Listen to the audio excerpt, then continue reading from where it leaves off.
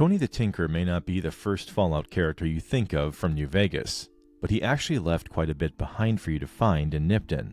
When approaching Nipton's town hall, head right and you'll find the former home of the town's repairman, who rebuilt computer terminals, city infrastructure, and 2 prototype Mr. Gutsy units, one of which can still be found in Tony's previous living room. Despite being a technical wizard, the population of Nipton actually hated Tony, considering him a freak given his talent with electronics.